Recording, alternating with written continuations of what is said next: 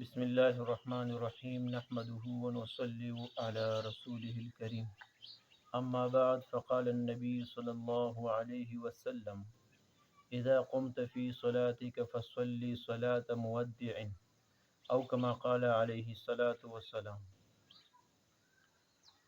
زما عزتمندو محترم مسلمانان ورونو او دردیال نیوز کتونکو، نن یو نوی پروګرام او درس شروع کو چې هغه د یو منټ مدرسه ده.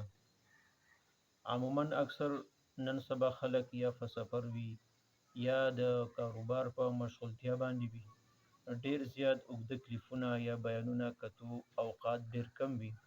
د دې وجې نه موږ کوشش دا کوو چې مسلمانانو ورونو ته، تمام عالم اسلام ته یو داسې مختصر کلیپونه، مختصر پروګرام ورسي چې هغې کې فایده هم وي او لږ وي خو فایده ډیره وي. په دغه بنیاد باندې موږ نن شروع کوو. نو نبی کریم صلی الله علیه وسلم کوم حدیث مبارک ما ذکر کو او دغه شان په دې کې موږ په دې خپل درس کې به د مانځه الفاظ، دارنګې د مانځه سنت یا د ژوند پورې چې څومره تړلي سنت دي او د نبی کریم صلی الله علیه وسلم او د دې سره سره ګناه کبیره، لوی ګناهونه چې نن اکثر موږ مسلمانان ورونه په دې کې اخته یو او چاته پته هم نه لګي. نو انشاءالله موږ به یو لفظ د مانځه ذکر کو، یو به د پیغمبر علیه الصلاۃ والسلام خوږ خواږه سنتونه یو سنت ذکر کو او د دې سره سره به د کبایرو ګناهونو نه یو ګناه به ذکر کو. نو نبی علیہ الصلوۃ والسلام فرمای، حدیث مبارک ته، اذا قمت فی صلاتک فصلی صلاة مودع، یعنی تاسو مونځ کوئ په داسې حالت کې، یعنی داسې مونځ کوئ چې گویا کې تاسو د آخري مونځ دی. او د دې متعلق مولا علی قاری رحمت الله علیه لیکلی دی چې مودع ای لما سوى الله بالاستغراق فی مناجات مولا، یعنی د خپل مولا مناجاتو کې غرق کېدو په سبب باندې خپل زړونه هغه د غیر الله نه خالی کړي.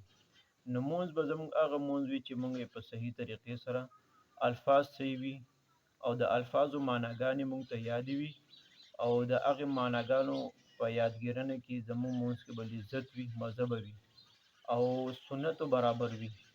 نن انشاءالله موږ د مانځه سنت او الفاظ ذکر کو.